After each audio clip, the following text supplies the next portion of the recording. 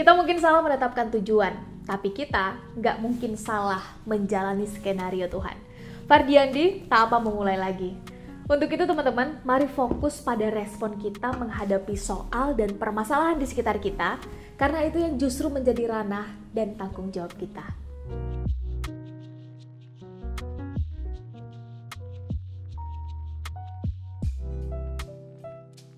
Halo, assalamualaikum teman-teman. Sherly di sini dan kita balik di program Ada Buku.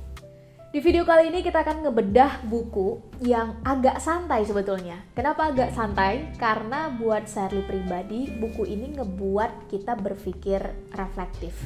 Mau mengakui dan mau menerima, serta mau memulai lagi seperti judul bukunya. Apa yang udah kita perjuangkan dan apa yang akan kita lanjutkan.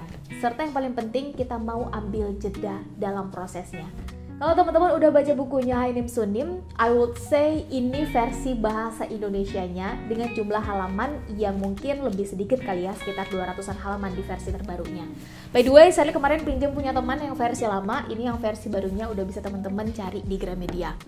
Sedikit overview tentang penulis, Fardiandi adalah seorang content creator. Saya yakin banget mayoritas teman-teman yang ada di sini juga udah tahu dengan beliau, khususnya lewat akun Instagram @fardiandi. Nanti saya juga cantumkan di box description. Dengan hadirnya buku ini, maka secara otomatis Fardiandi resmi menjadi seorang penulis. Beliau juga adalah founder dari platform sosial kreatif, satu platform yang menyajikan konten informatif seputar pengembangan diri, productivity, hingga bisnis dan marketing. Thumbs up untuk Fardi atas karya-karyanya yang semoga bisa terus menginspirasi anak muda dan ngasih manfaat untuk kita semua.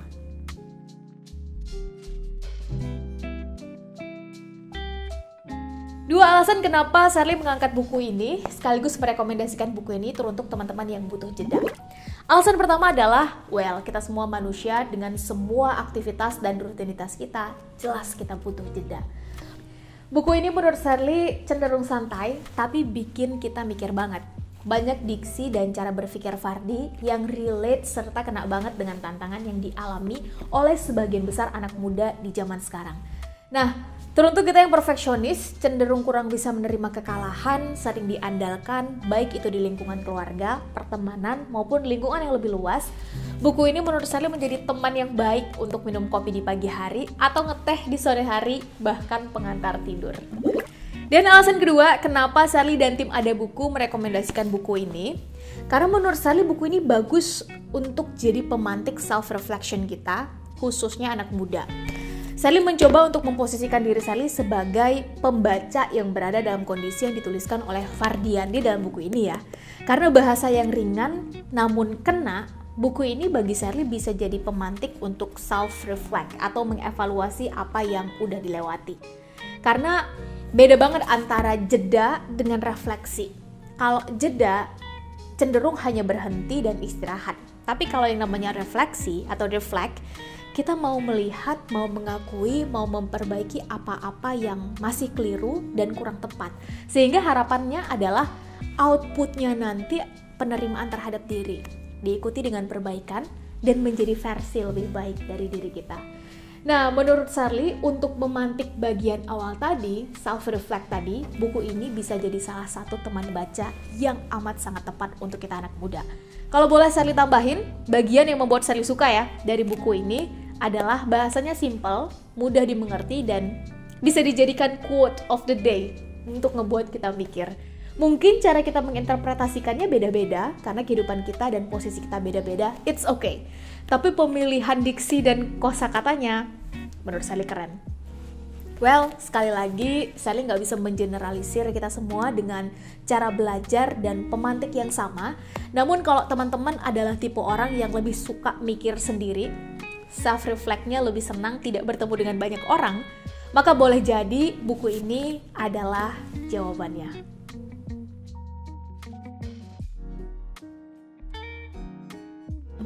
Ide besar yang pertama adalah buku ini fokus dan meng-highlight respon kita saat melihat dan mengalami sesuatu. Contohnya, misalnya di halaman 23 dari buku ini, saat kita merasa berbuat salah, atau mengambil keputusan yang kurang tepat dalam kehidupan sehari-hari. Mungkin memang tidak sesederhana yang ditulis, namun secara general poin-poinnya sangat tepat dan membuat kita mikir sih, saat ini kita udah di fase yang mana ya? Atau saat ini kita sudah melewati proses sampai sejauh apa ya? Contoh lain, misalnya di halaman 45 ya, Fardiandi meng-highlight poin tentang dirinya yang kalau sedang menghadapi situasi nggak enakan. Respon dan langkah-langkahnya sangat praktis dan menurut saya sangat bisa kita ikuti. 4 langkah yang dikasih Fardiandi di sini adalah yang pertama, ketika kita nggak enakan sama orang, maka bangun dulu kesadaran dengan ambil jeda 1-5 menit untuk ngeliat lagi nih, sebetulnya prioritas kita dalam minggu ini apa. Sehingga keputusan yang kita buat itu jauh lebih logis, bukan berdasarkan perasaan enak nggak enakan sama orang lain. Yang kedua, ikuti jawaban pertama atau kata hati kita yang pertama. Karena menurut Fardi biasanya itu menggambarkan kejujuran dan kemampuan kita. Sebetulnya kita bisa nggak sih nyelesain itu? Yang ketiga, belajar menyampaikan ketidakenakan. Ini part yang saya suka. Misalnya gini, maaf ya, untuk saat ini kayaknya aku belum bisa bantu deh, karena titik-titik.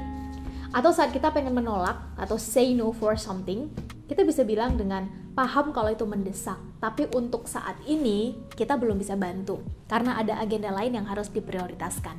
Berani mengatakan tidak, berani mengatakan no for something, adalah satu skill yang mau nggak mau, suka nggak suka, kita butuhkan di zaman sekarang.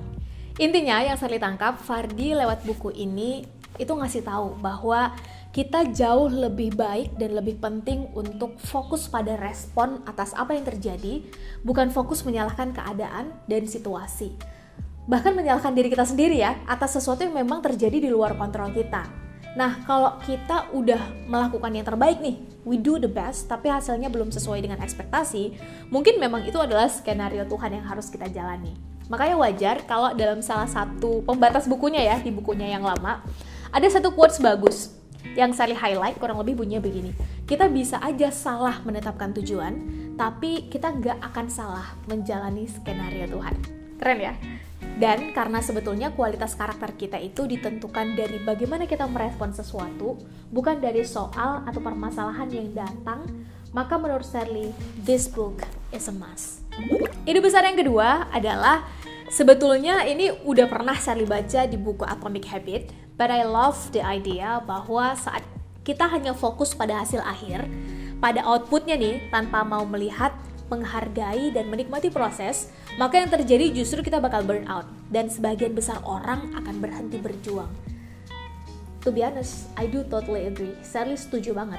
Hasil akhir itu menurut Shirley penting, tapi lebih penting untuk fokus pada prosesnya. Saat prosesnya maksimal, kita memperjuangkan dengan sebaik-baiknya, tidak memanipulasi waktu dan keadaan, berusaha tidak merugikan siapapun. Strategi dan taktik pun mau disesuaikan, mau belajar dan mengupgrade diri tanpa pembelaan dan pembenaran yang dibuat-buat, maka sudah tentu hasilnya pun akan mengikuti. Itu udah hukum alam.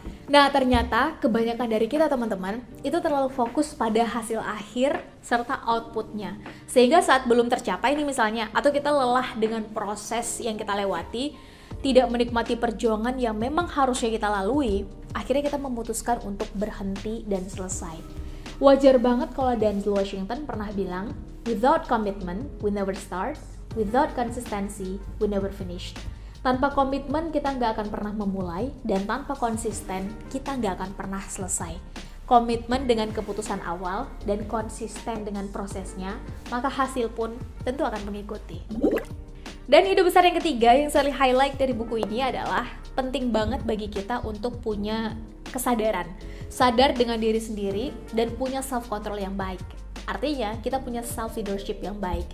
Teman-teman tahu nggak? Setidaknya sampai saat ini ya, orang yang menurut saya cerdas itu adalah orang yang bisa mengontrol dua hal dalam dirinya. Yang pertama adalah ego, yang kedua adalah nafsu. Karena saat dua hal itu bisa berada dalam kontrol kita, maka dengan sendirinya kita yang akan mengendalikan keadaan, bukan kita yang dikendalikan oleh keadaan. Kita yang menciptakan situasi, bukan justru sebaliknya. Karena bahagia itu adalah keputusan, sedih itu adalah keputusan, semangat dan leleh itu pun sebetulnya adalah keputusan. Mencintai dan membenci pun sebetulnya adalah keputusan. Dengan kata lain, saat kita punya self-control yang baik, maka kita punya self-awareness yang baik. Saat kita punya self-awareness yang baik, kita tentu akan punya self-leadership yang baik. Saat kita punya self-leadership yang baik, kita akan cenderung melakukan sesuatu berdasarkan keharusan dan kesemestiannya. Dan menurut Shirley, ini adalah tanda-tanda orang yang senang dan akan terus bertumbuh, serta berusaha menjadi versi terbaik dari dirinya. Dengan kata lain teman-teman, kita nggak membiarkan orang lain mengontrol diri kita, perasaan kita, termasuk hidup yang ingin kita jalani. And that is what I call a high value person. Nah teman-teman, itu dia ulasan buku Tak Apa Memulai Lagi karya Fardiandi. Teruntuk teman-teman yang lagi butuh jeda dan self-reflection, I do recommend this book. Saya merekomendasikan buku ini untuk teman-teman baca. Sukses terus untuk Fardiandi dan kita semua dalam bertumbuh, berkarya, dan berimpact. Terima kasih sudah menonton video ini sampai habis. Komen di bawah kira-kira buku apa lagi yang mau kita ulasin. I will see you in the next video. Assalamualaikum warahmatullahi wabarakatuh.